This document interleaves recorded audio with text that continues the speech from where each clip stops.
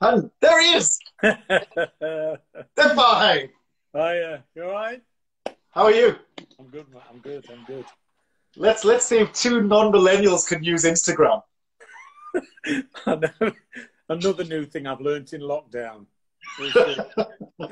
Well, we might get onto that later on, but should we go get into the swing of things straight away? Yeah, yeah. So I have no idea how to, of course, use this, but I'm hoping that people can post questions and I can see them. I just pressed that button there. So guys who are watching, if you want to ask any questions, please feel free and I will swipe and whatever I need to do in order to do that. But I have printed out questions that have been submitted beforehand. So let's move straight on. Are you sitting behind your trophy cabinet, in front of your trophy cabinet? No, I carry this around with me everywhere I go. No, I've come to the dojo because I thought the internet would be better here. So. Oh, okay, okay. And that was the only place you could sit. I'm in some barren room. Actually, they're not actually my trophies, to be fair. Mine are far too many. They're all up there. No, well, the rest of it is barren because it's all been decorated, so it looks a tip. So. Okay. Let's crack on, shall we? So from Karen Smith, has teaching and training in a confined area led to any new insights regarding functionality or application of technique?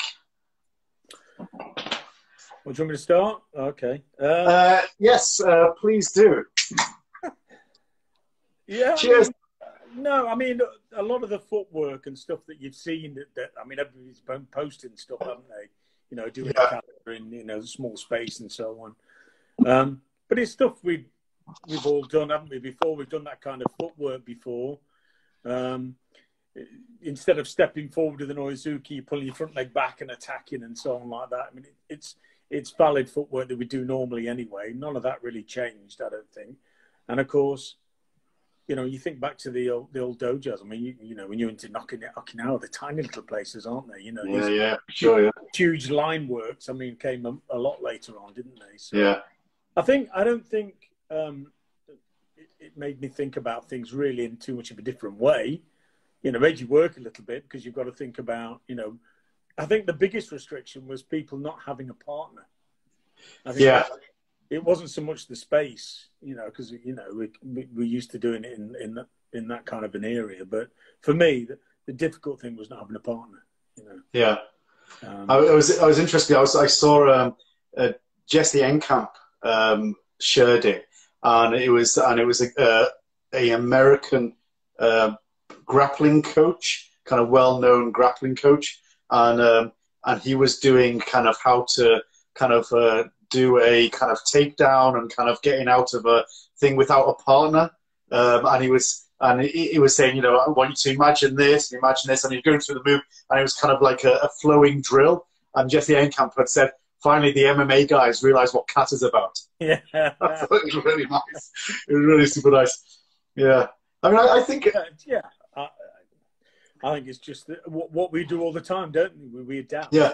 Yeah. Well, that's the thing. I think that's the key thing. Like, if you're used to adapting and like being, like, dare I say, innovative and stuff like that, then you're just like, okay, well, this is what I've been doing for forever.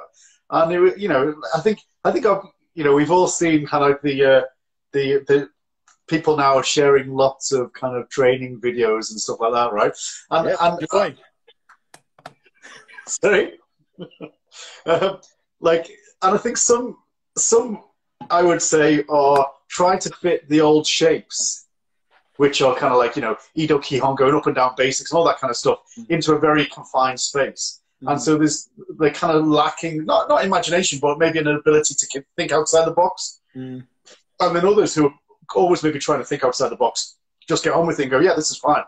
That's what I have to do. That's what I have to do. Yeah, yeah, but it's kind of easy because, if you've been teaching up and down the country and abroad, and you go everything from a huge stadium to a changing room, and you don't know who you're going to get, you don't know what grades you're going to get, you don't know what ability they are, or there's a massive ability, or you're teaching people with disabilities. So I mean, I think that's just experience, isn't it? You go, right, okay, this is what I've got to work with, and you know. Yeah, I always think it's a bit like, I'm sure Tommy, the chef. It's, you see them and they go that way. They go, right, these are ingredients. You've got to come up with an amazing meal, and it's the same thing, isn't it? Yeah. And also, I think sometimes when you're given those restrictions, you come out with your best stuff. Yeah. Yeah, for sure. Well, I wrote something about a kind of a Michelin star restaurant that my other chef friend took my wife and I to last year, and it's a Show, which is a Irish kind of 2 Michelin star restaurant, and we walked in, and he was headhunted from interestingly a kind of 3 Michelin star restaurant from Oslo, and he was headhunted, brought over, but he had said he will only kind of serve food that has been grown, harvested, foraged, whatever, within Ireland. So the only thing that he wasn't using was sugar, because there's no domestic sugar producer. And I was like, so he can't have chocolate, or he can't have bananas, or he can't have, tuna, all those things that he's telling himself he can't have. Why would he restrict himself? Well, 9 courses later, you go, oh my God, that was the best meal I ever had. And it was because of that restrictions, he had forced himself to be even more creative. And I think if you're artistic in that way, you're going to find a way. Necessity is the mother of invention, as they say, isn't it? And it's true. Yeah. Yeah. So it has been a test for everybody, this whole situation we're in now. I mean, not just training, I mean, everything, isn't it? Yeah. Yeah. But we adapt, We're a problem-solving species. We must be dynamic. Okay, next question then. Question for both of you. The karate world considers you karate experts. Who said this, Rue? Is a karate expert a self-defense expert? Aidan Sensei, over to you. No. Yeah. Next question. Well, we get karate. So that's such a broad question, isn't it? But I mean, the term self-defense is so broad. Karate, martial arts, it's all very, very broad, and we've seen every extreme within those. I'm wondering whether, sort of when I saw that, I wonder whether he mean should they be? I didn't know whether he meant. Do you know what I mean? He said, are they, or is? Yeah. Is a karate expert a self-defense expert? Yeah. Well, I always say that karate started with somebody having a scrap. That was it. Somebody had a scrap and something worked, and they went, you know what? I'm going to work on that. I'm going to teach it to my family and my kids or whatever like that. So it was a fight, and Keon, Kata, so it's all about fighting. I think like anything though, the balance can sometimes sway from one way to the other. There's some people that go, I'm not going to train in any of that unless I can use it in the street, and I'm not going to. Or other people go, I don't believe in violence at all. I do karate's for health and happiness and so on. Well, I think you need a healthy balance, like most things. And for me, I mean, personally, it was about fighting. When I first, and probably as a kid, I mean, I didn't think I had a rough upbringing really, but when I speak to my children now, they're like traumatized when I tell them what we did. But everybody around you did. Yeah. You grew up in a council estate. I mean, I had a great conversation with Ronnie Christopher. Yeah. Who first name drop of the evening? Carry on. Yeah, hold on, I dropped another one there.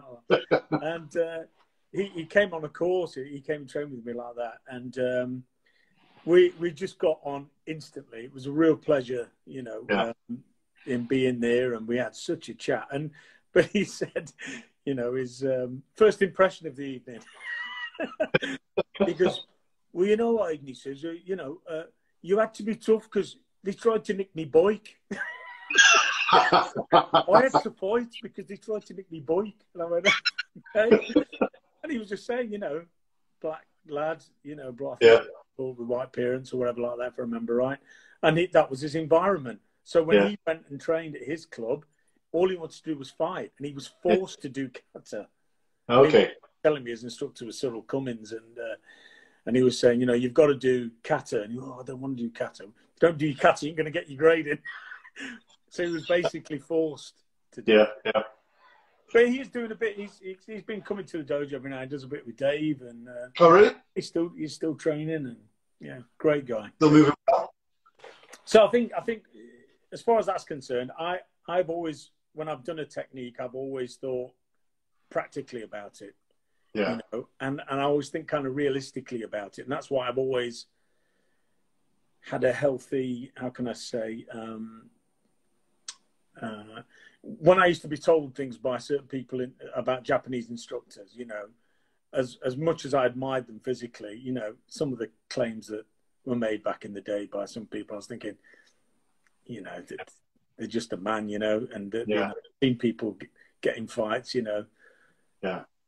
I've seen the extreme violence and been involved in it, you know, don't particularly want to again, and you know, but it did give you that every time you do something, thinking, oh, I wonder if that would work.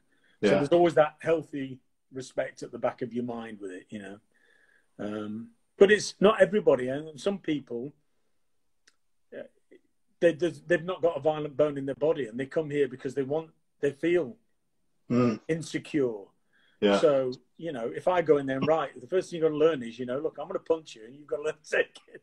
You've got to ease people into it, and that's where karate, I think, is good. Yeah. You know, there's some people, and I've had come to my dojo, and it's taken 4 months to get them to do a ki. Yeah. Because they're so lacking in confidence. Yeah. So they're never going to be an amazing street fighter, but by the time they've trained for some time, they will have an element of confidence. At least they've got a chance. Yeah. If that happens. I mean, I think ultimately, like, what's the definition of an expert? I mean, like, I think if you do karate, you'll be better at looking after yourself than if you didn't do karate. And for sure, there's, you know, you could take up boxing, but maybe that would help you a little bit more because you'd be having more impact work. But like, then there's a whole load of other things that you wouldn't get. So I think it raises the bar a little bit, and then if you wanted to raise the bar a lot, it can also do that. But like, I think it often. Why do people ask that question? You know, karate do is karate do, and self-defense is self-defense. And I think Ian Abernethy has that brilliant kind of Venn diagram of things. You know, traditional martial art, self-defense, kind of cooperative violence, that kind of stuff. And it's a great way of explaining that. Kind of we, as traditional martial artists, are part of that Venn diagram, and some more to one side, some more to the other.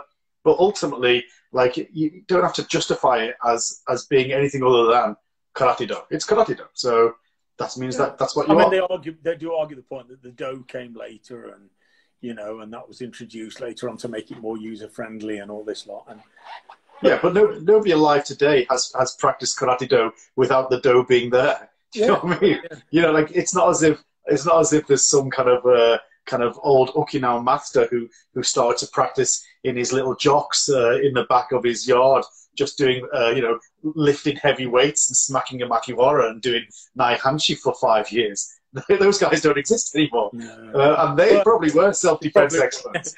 But I mean, also, I remember seeing a program a while ago, and it was he was a scientist, and they says, "Oh, you know, well, you're an expert, you know, in the field." And he went, "Yeah." He says, "Have you thought about the word expert?" He says, "It means a former drip."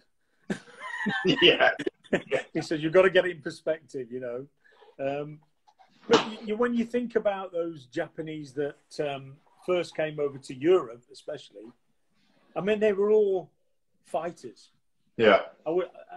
To a greater or lesser degree. But I mean, Yakuza's and Inoida senses and Maeda Asano, and so, and they were all scrappers. They were all pretty big for Japanese, you know, because they knew they're not going to send out somebody. They want to send somebody out that's going to spread the word, that can take on whatever comes, you know. And the stories of Inoida Sensei knocking out boxers and, you know, and what have you. So our example came from them, really, you know. Yeah. Young blokes, heavy drink. Oh, those are the days. Okay, well, shall we move on? Yes. Okay. Aidan Sensei, you have had an outrageously successful competition career as a karateka? As a karateka, was there other competition careers that you didn't have such a successful career? What would you say are the key fundamentals for young children entering the world of competition karate today? All right, so competition. Well, I think competitions, full stop, are a great tool, and that's why I think they are a tool. There's going to be some people that are going to go on and they're going to be international champions, but that's a tiny percentage of people. But competitions, and I always try and encourage all my kids to enter competitions. We do little competitions here and so on, because it is going back to that. It's the confidence they get from it. Children, is amazing. You know, I see it. They enter 1-2 competitions and they come out and they just changed, and it's a joy to see. But I think when they're moving on and they're moving up a step, not having your little just kata, and they start to do kumite and so on, and they get a little bit older, I think one of the first things I do is just getting them used to getting a little bit of contact, very slowly, very gently, bit by bit, and easing them into it, you know, because I often have, sometimes I'll have instructors and they go, oh, we've got this big open competition, let's get as many in. I'll go, no, he's all right, she's okay, not these, not him, not her. That's going to be too much. It's going to put them off for karate.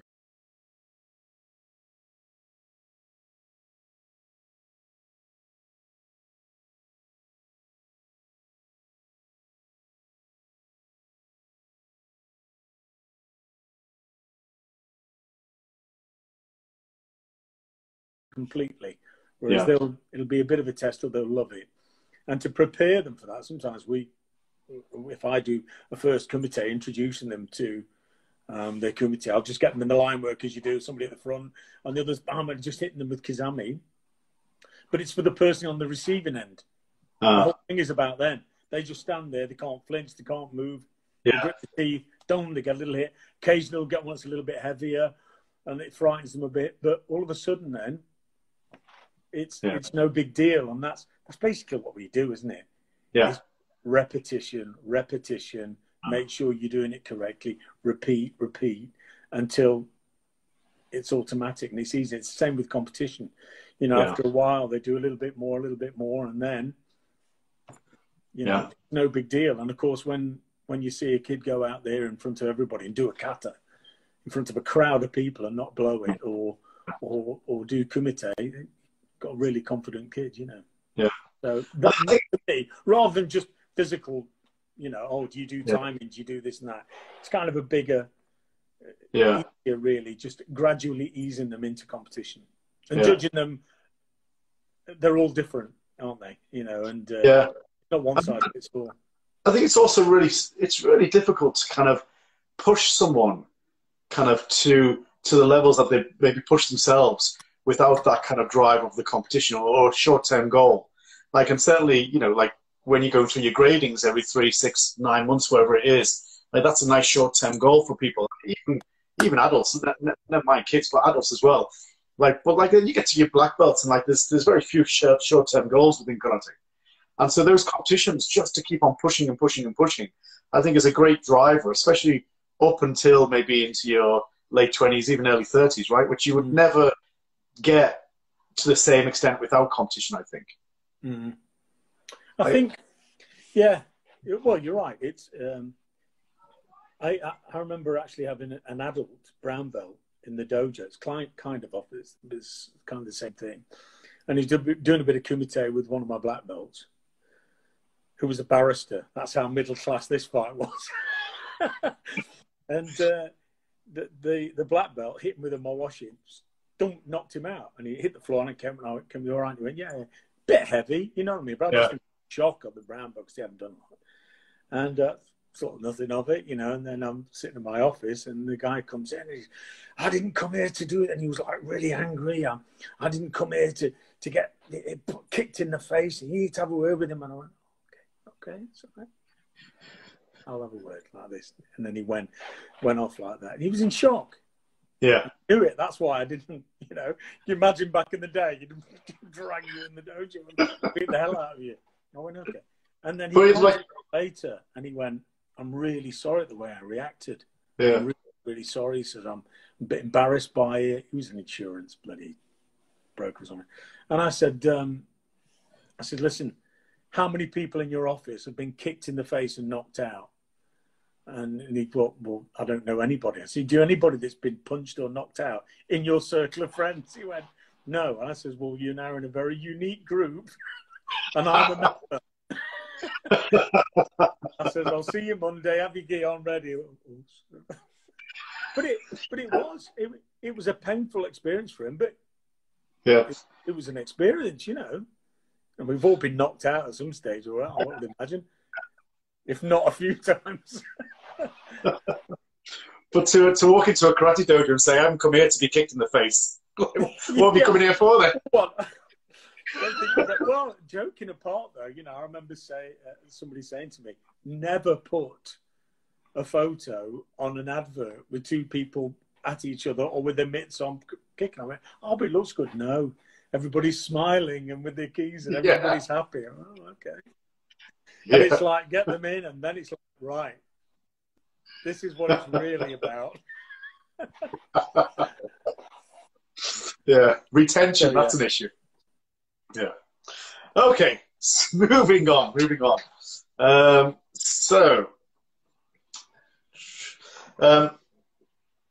In your time as instructors, you have come across, have you come across any training principles that were once considered the best way to develop, now being discarded or adapted as our karate evolves and our knowledge of the human body grows? I would say when I was, I started in 1972, I was like that. And then everybody was in huge, elongated stances in Shotokan. I mean, ridiculous stances, you know, both the back stance and the front stance and so on. And we pushed our knees out. Everything was exaggerated. Yeah. And that was, you know, I think what it was, when the Japanese came over, they go, "Oh no, more low stance," you know, and they go, "Oh, well, if you want a low stance, if I do it even lower, it'll be even better," you know. Yeah. And it was that, wasn't it? It was like that exaggeration of it, and taking it to the nth degree, and then, you know, you see some people that they're almost in the splits. So I think that was sort of propagated then, you know, and things like knees out and jumping on the legs and stuff like that. That we have realised probably isn't the best thing, as everybody's had hip replacements at 50 years old. Luckily not, but yeah, I think those sort of obvious things have changed, but also the way we understand about the way we move and how the biomechanics and our joints and the way we turn and so on, and the strain that puts on knees and backs and so on. I think we've all become more educated on that. I think as long as we don't become so technical that we lose the rawness of it, if you like, you know. I do see that sometimes. I go to and think, God, this technique's amazing. And then I'll go to, I don't know, a very famous Shotokan organization, and you think, oh, you could rip them apart for what they do, but I'll go, God, that spirit in this dojo. Yeah, I'd take that any day. Yeah, for somebody that's got a perfect technique, you know what I mean? And that, so it's that balance, isn't it? It's that paralysis through analysis, isn't it? Which is always a bigger, and like, you know, I think with Shotokan, there's no other kind of martial art style, let alone karate style, but I think probably no other martial art style that hasn't had so many books and DVDs and YouTube videos dedicated to the single one style. And I think the Shotokan has kind of been the most analysed probably of all martial arts. And I think you can get away with that because nowadays most people just punch thin air. And so as soon as you just start punching thin air, you can start analysing what you think is the best way to do it, rather than just punching someone or a bag or something, right? Yeah. So, I mean, I'm guilty of that as well. I had to kind of hold myself back a little bit, and, you know, because ultimately when I teach kind of away, and like maybe you're the same, it's like they don't often have pads. And so you either end up going, well, am I going to smack someone? Or am I just going to punch air and analyse it to death? You know, and it's a real difficult thing to do. and to get that. Whereas in my dojo, it's like, okay, analyze it, talk about it, kind of study technique, right? Get a pad out, let's try it, you know. So it's it's a real kind of I don't know, not a fault, but certainly an issue that rises within Shotokan. Maybe others, I don't know. I might have less experience with all the martial arts, maybe not. But yeah. I think as well, that's why you get such, you know, you'll get like schools of thought within Shotokan, won't you? Like, it's like, oh, you know, you know, you don't turn that way, or, oh no, look, you don't hold your hand there. Rubbish. You know, and it's because everybody's trying to find their own little bit. They don't want to be.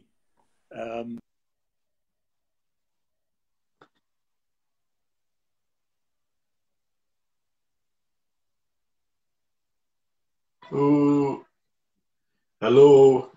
You like a little bit there.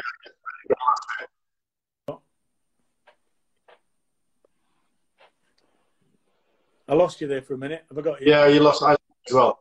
It's okay. So you're just saying that you get a lot of people who kind of overanalyze it and say it must be done this way and get quite draconian, yeah? Hey, well, come on, look at the conversations we had in Norway. You know what I mean?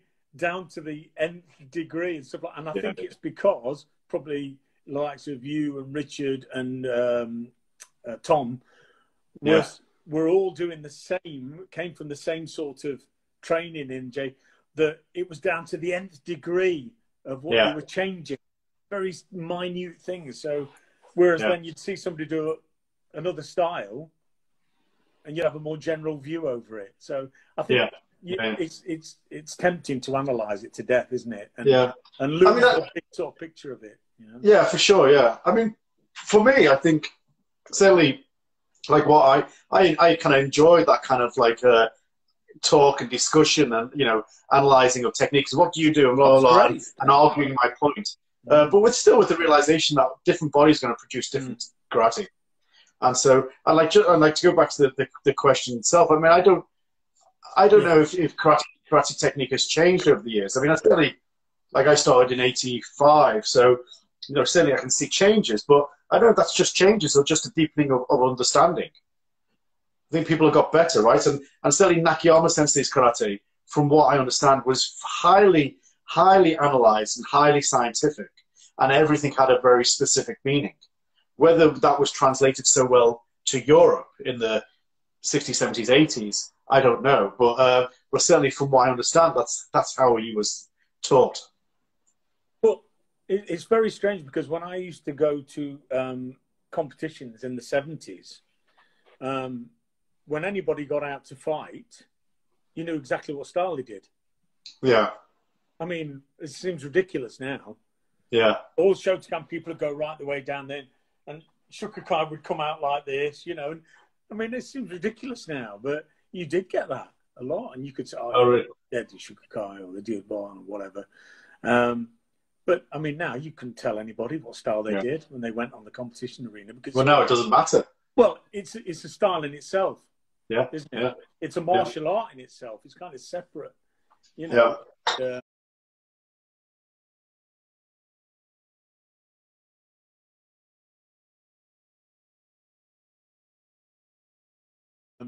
Some of it really good, you know, and some of it not. But yeah, what was the question? I forgot it now. Next question. In that case, next question. Okay. Actually, let's go to people that have asked a question. So, I thought I saw questions will appear. Okay. So there we go. Aidan Sensei, do you advise your son's rugby? Sorry, Sensei, do you advise your son's rugby by what you have learned in karate? Well, he did karate, and he was a black belt. Yeah. And, he won quite a few comps. He come third in Vegas in a comp. He He won at the AMAs, he won at FICO and EKGB medals. I found a load of them actually today. And I was speaking to him, and he said that, he found the footwork and the stuff that we used to do, he found it useful in his rugby. I says, well, why don't you say it then when you're interviewed? Why don't you give my dojo a plug? But yeah, I think I remember there used to be a very famous athletics director, Frank Dick. I remember he had a lot to do with one of the top athletics coaches, and I met him once. And he'd worked with like Jeff Thompson, who was on the squad, and quite a few other. And he said they were some of the best athletes I'd ever worked with. He says I've got a lot of respect for karate. He says because they have such attention to detail. Yeah, and it goes back to what we were saying, wasn't it? Yeah. We'll go, well, no, your elbow here, knee in there, and this, and to such an extent, like God, it's like the whole body's got to absolutely be in line. Whereas, so I think when my son was doing his speed and agility work, he picked it up like that, and he was explosive. Same with my daughter, my daughter, Lana. I mean, she got a black belt. And again, going back to what we were saying about the kids, what the good thing about principles of teaching them and in competition. I remember when those two, I hated seeing them fight, in competition when they were kids, but I wanted them to be able to fight, and I think it was more like, I know they can attack, but I want to see how they react when they get hit. Yeah. For me, I want to see how they react. And when they got hit and they sort of gritted the teeth and went back, I went, that's good. That's all I want. They won't fight for themselves. They won't cower. So whether they end up being a champion or whatever, as long as they've got that in them, then that's fine. But it's funny because the rugby, kind of a lot of that, it reminds me of karate. Actually, the attitude that they have in it, the etiquette that's in it to a degree. I mean, and they have the same problems that they were doing everywhere else. But I wasn't a fan of rugby. Didn't really know much about rugby until my son, became a player and a professional. And I love going to them now. Especially the. Well, that kind of brings slightly onto the next question. Do you encourage people to post their progress on social media and receive feedback from the community? Ooh. Well, it depends, doesn't it? Yeah. If you can take it, because we all know what social media is like, Yeah, sure.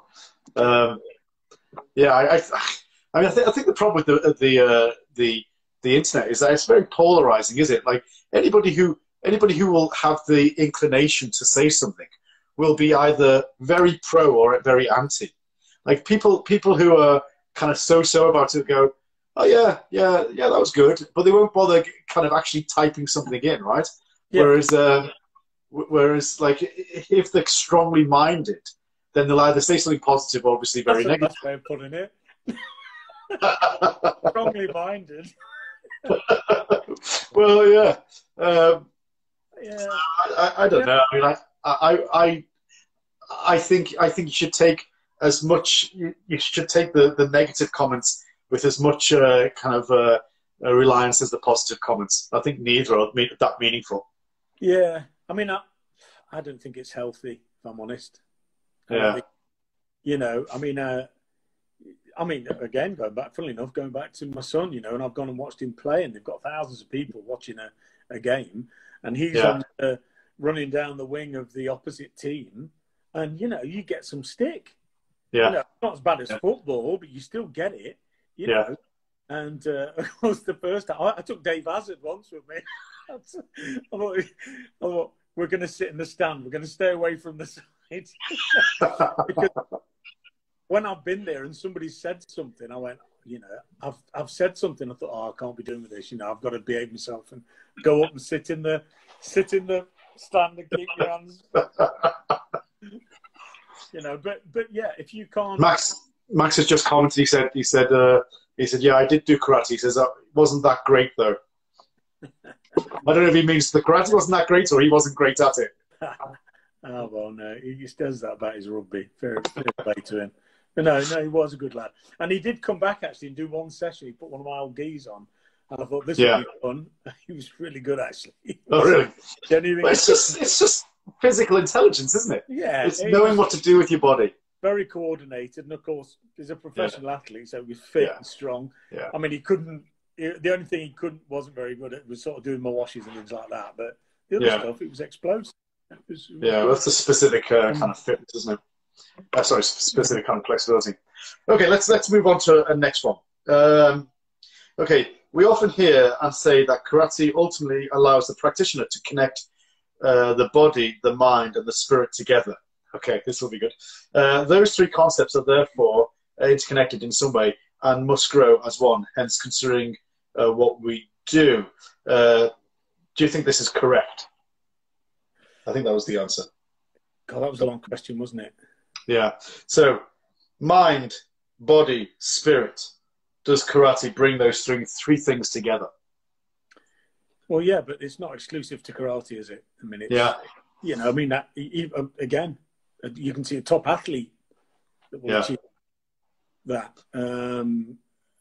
I think it goes back to what we were saying before, wasn't it? It's what you're looking from karate. You know, if you're going to go, as again, my mate Dave would say, there's karate, fisticuffs, you know what I mean? And then there's karate, health and happiness.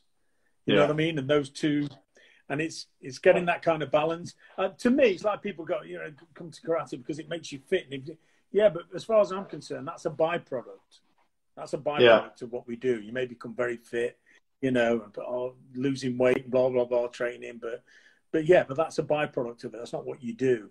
And for me, I wouldn't come into a karate class to reach enlightenment. You know what I mean?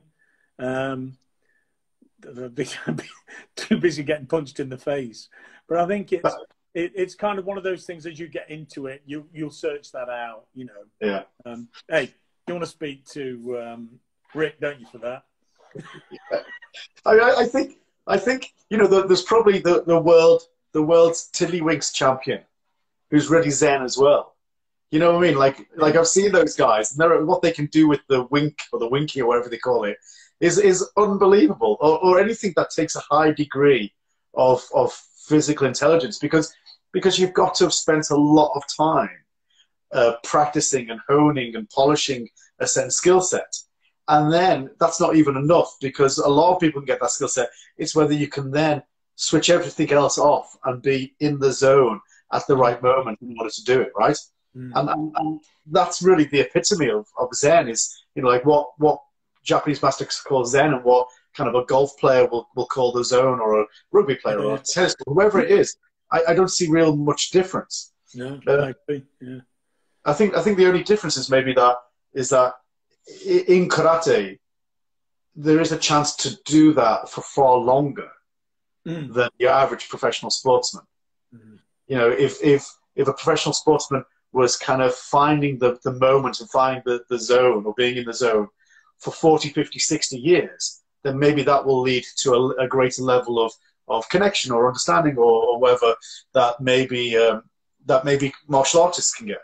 And this idea of kind of a shogai karate, from birth until death, I think that is kind of the community pushing you forward and being part of the community. And those days when you think, I can't be bothered to go, but I'm going to go because people expect me to be there, or they push you along in training, and they kind of allow you to motivate you for decades.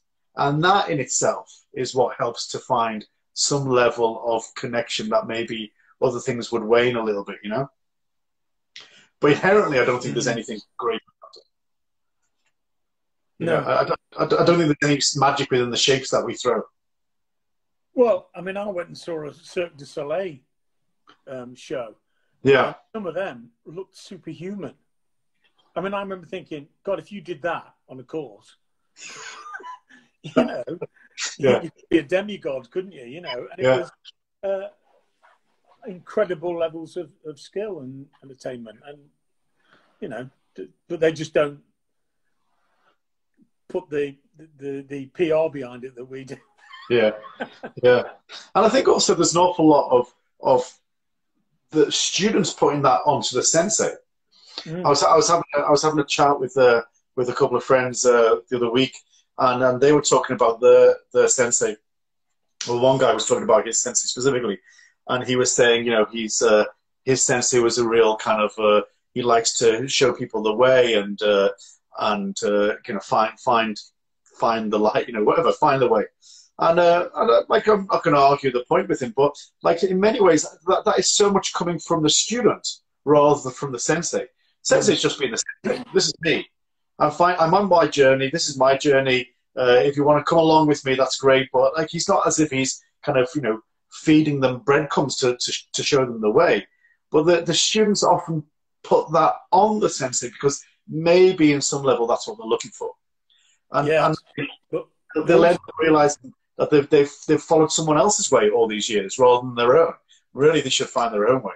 I totally agree. But also, I often see in quite senior instructors that although they're senior, they'll have a Japanese above them, a Japanese instructor.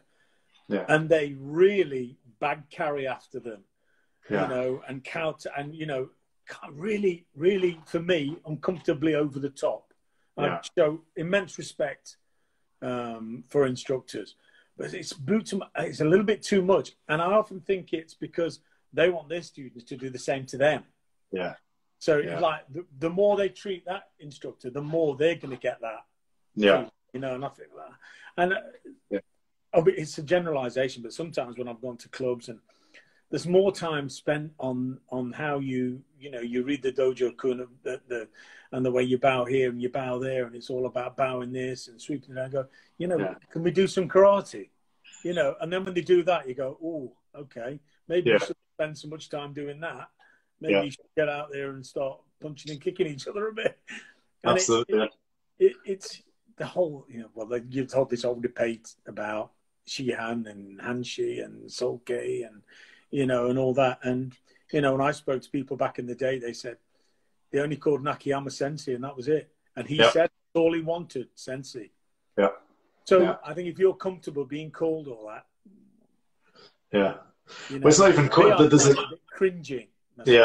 A need for people to be called that. Yeah. I mean, a Sai Sensei was only ever called Sensei. That's it. Yeah. You know? So, I don't know.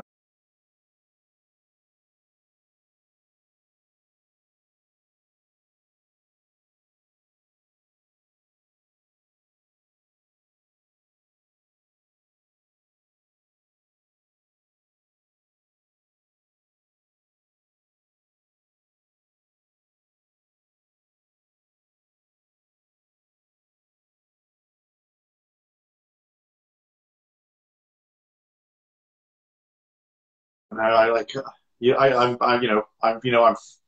absolutely on the same page as that as you. Yeah. Yeah. Okay. Next, we will keep on plowing through these questions. This is from Chrissy Howard. She says, name just one, and only one because I'm sure there are many, defining moments in your professional karate careers.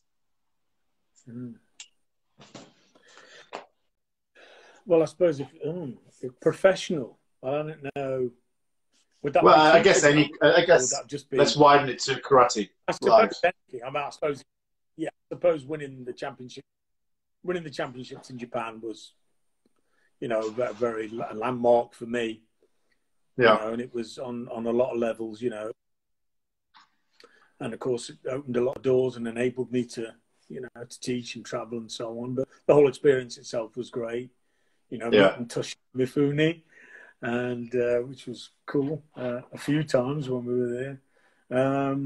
So that was defining. And, you know, I think my instructor, Sai Sensei, he was never I can't remember having a long conversation with all the years I trained with him, you know, but he was very good. And he gave me his gi, he gave me his belt, you know, that I think I was in that because I'd had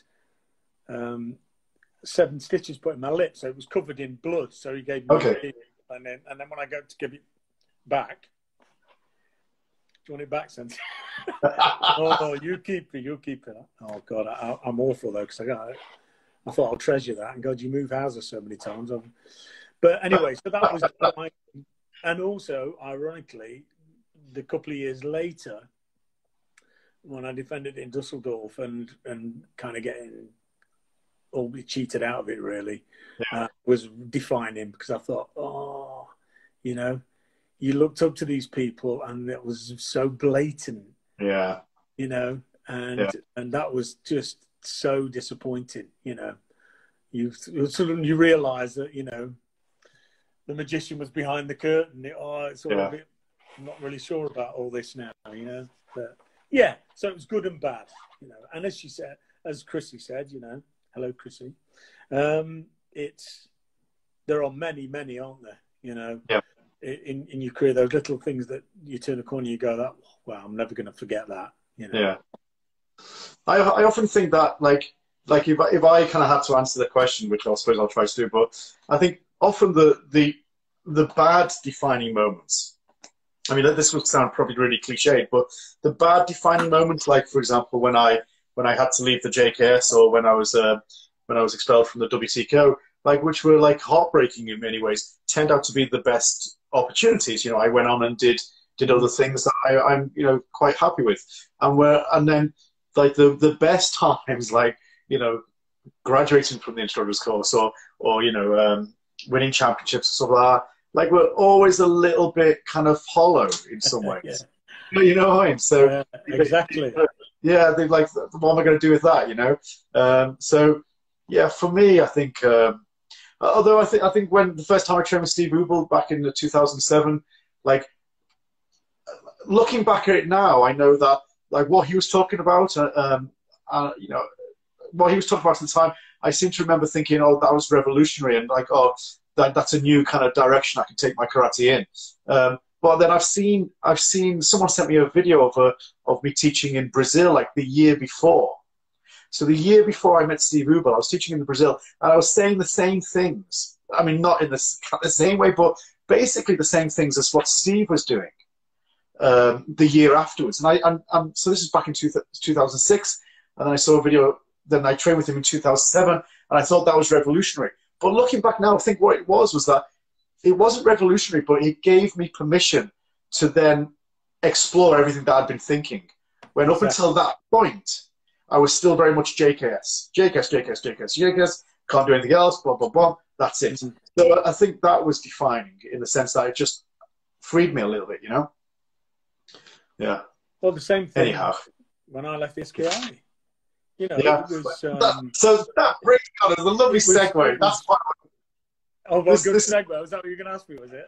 Yeah. Well, this is what I, because one of the interesting things, I think, because I've spoken to you quite a few times over the years about your setting up of the FSK and how that came about. And I think with many of these things, and like, I only kind of brought it home with me kind of recently, because like, obviously a couple of years ago I had to do kind of a similar thing, is that, like, it was completely unplanned for you, wasn't it? Mm-hmm.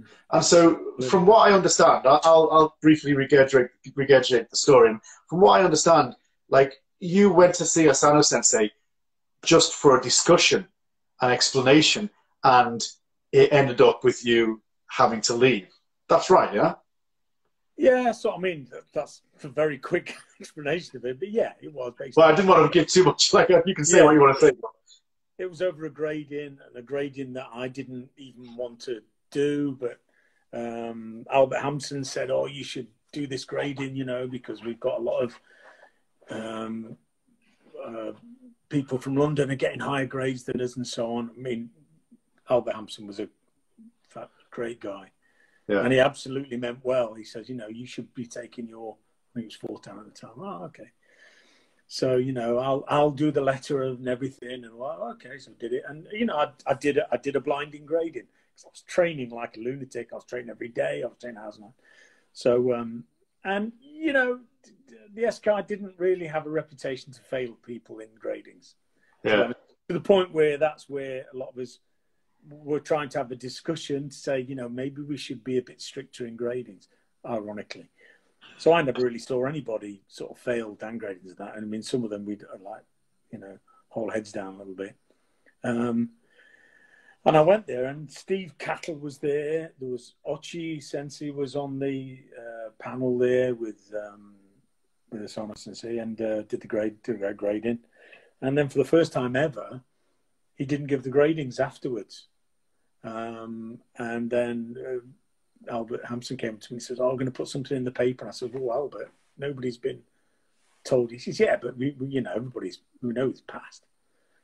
"Oh no, don't do anything, Albert." And then a day later, he rang up and goes, "Oh, I don't know how to say this. You know, you haven't passed." I'm like, "Oh wow, okay, fair enough." I went, "Why did you say why in plan?" No. And I went, "Well, I'll go and see him." "Oh no, don't go and see him." "No, of course I go to Sensei, you know, and see him. I'll just ask him, you know, what I've got to work on then, you know, if someone I know." I thought, I can't, you know, all my kumite. I mean, I was like one after the other, and everything was ippons.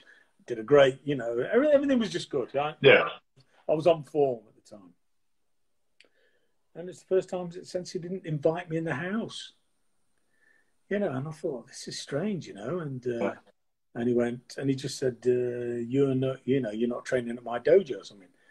I was, what? And then he shut the door, and I just gave him my license like that. And that's the amount of thought that went into it. Yeah.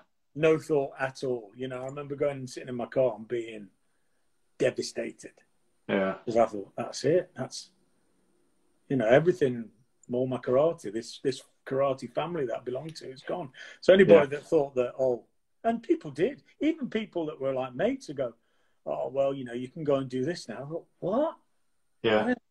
I don't know what I'm going to do. Where am I going to go?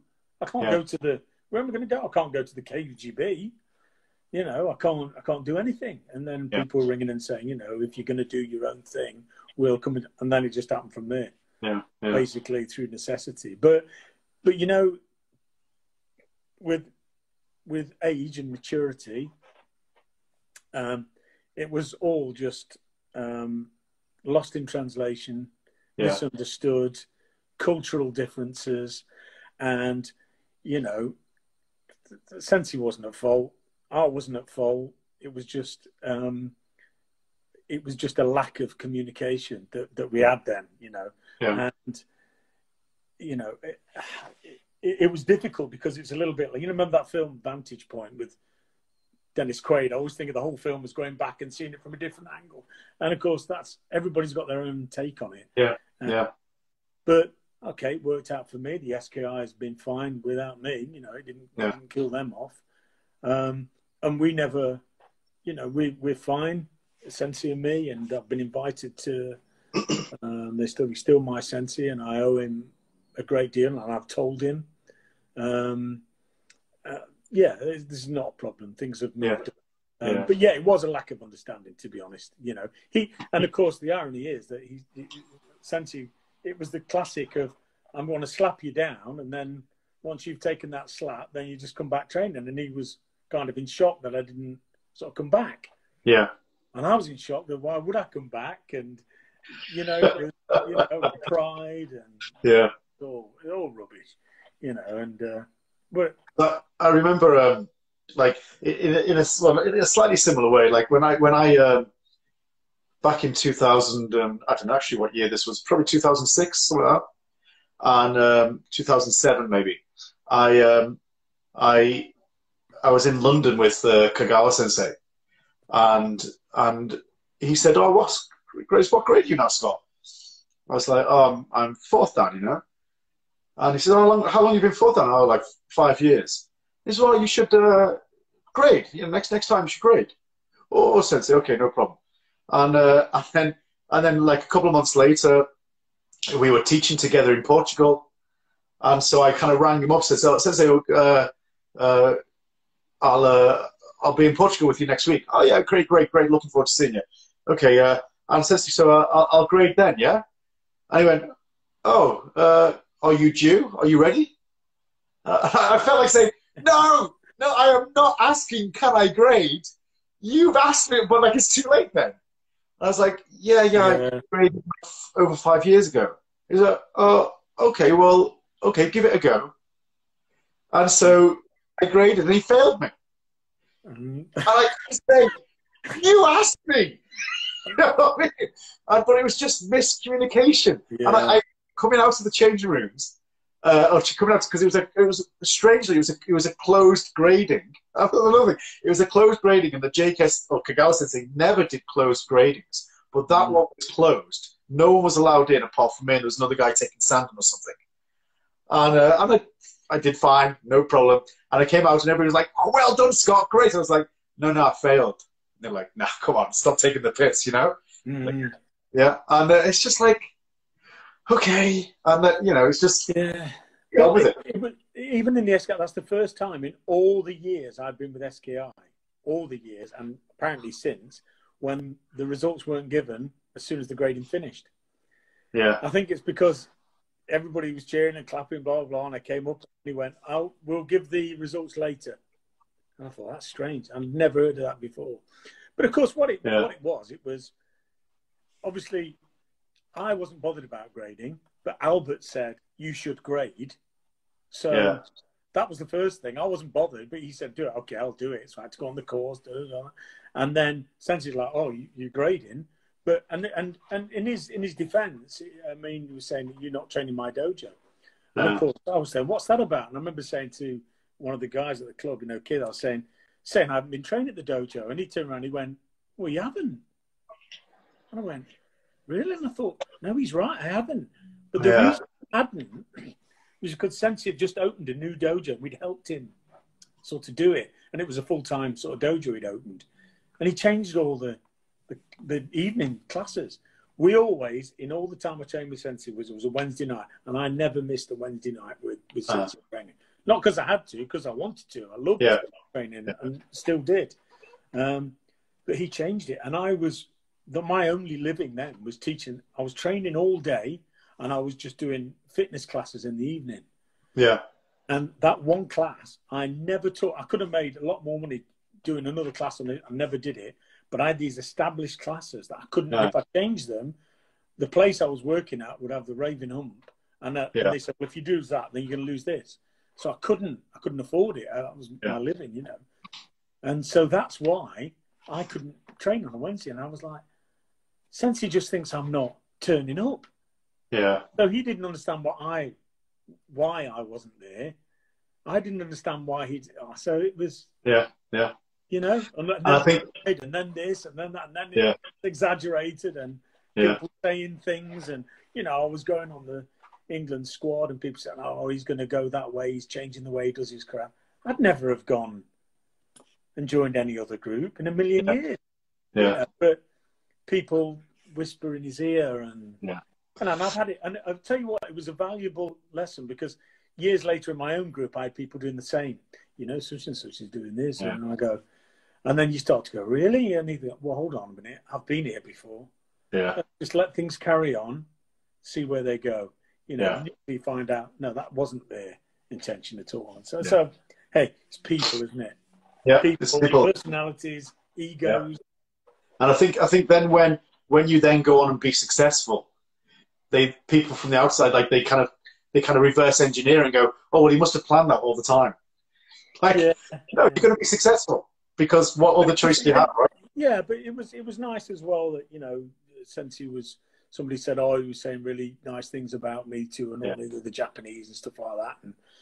And he was proud that I was a student, and that made me feel great, even though I'd left and I'd had my own group. But it meant a lot to me, and and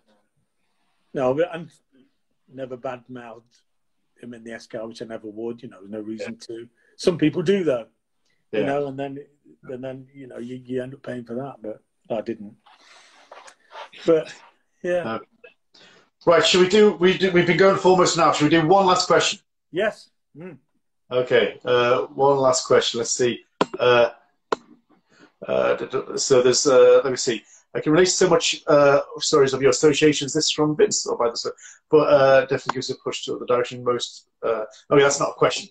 Okay, I'll read one last question. Here we go. Okay, so this is solely for you, Aidan Sensei.